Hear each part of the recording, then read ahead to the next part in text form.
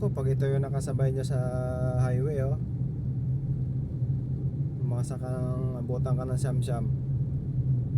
Yan guys, oh, tapos hindi pa yan tatabi. Akala mo, diba? Ano na yan, parang ano yung tawag dito, kulingling. Kulingling ba tawag dyan? Ayan, oh, overtake pa si Ayan, overtake pa.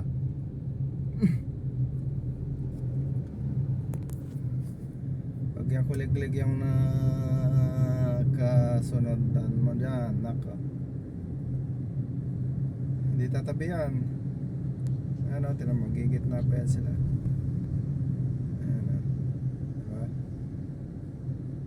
Manong gumilid mo nun sana eh, kaya ikaw na lang mag-a-adjust. Ikaw na lang ang mag-a-adjust, kasi ikaw ang may alam.